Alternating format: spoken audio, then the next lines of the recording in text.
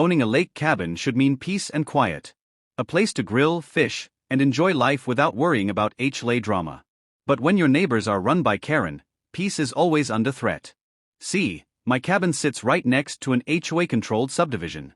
My land isn't under their jurisdiction, but that hasn't stopped Karen, the president, from trying to claim authority. She's obsessed with inspections. Trash bins too close to the porch, grass an inch too tall, unapproved paint colors. Never mind that her HOA doesn't own a square inch of my property. One Saturday morning, my wife and I were enjoying coffee on the porch when we saw Karen marching down the gravel path with a clipboard in hand and two lackeys behind her. She didn't even knock, just tried to push her way up the steps. My wife stood in the doorway, calm but firm. "Where do you think you're going?" she asked. Karen huffed. "Cabin inspection. I've had multiple reports of unauthorized modifications. As president of the HOA, I have the right to check." My wife raised an eyebrow. "No, you don't. This cabin isn't under your HOA. You're trespassing." Karen smirked, waving her clipboard like it was the Constitution. "If you don't let me in, I'll call the sheriff. And trust me, they'll side with me." That's when my wife's patience snapped. She's not just a teacher and mom, she's also a part-time clerk at the county courthouse. And she knows the law better than Karen ever will. "Fine," my wife said coolly. "Call them. I'll wait." Karen, puffed up with self-importance, dialed 911 right there on our porch. Within 10 minutes, a patrol car rolled up. Karen pounced on the deputies the moment they stepped out. "Officers. Thank goodness you're here.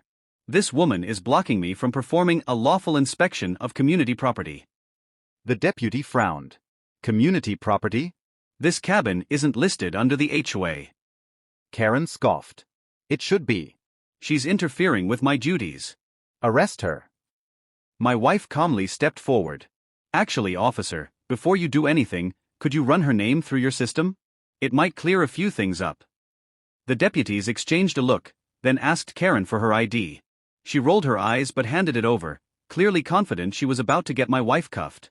A minute later, the deputy's radio crackled back with confirmation. The deputy's eyebrows shot up. "Ma'am, did you know there's an active warrant out for your arrest?" Karen went pale. What?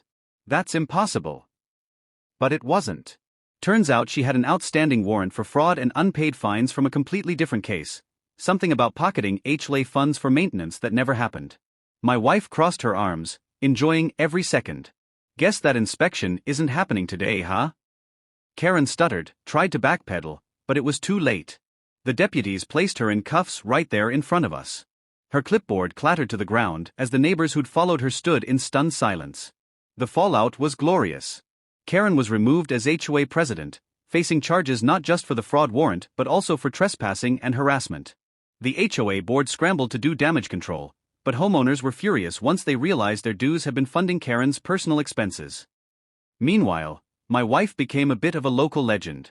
People stopped her at the grocery store to thank her for standing up to Karen and exposing the mess. And me?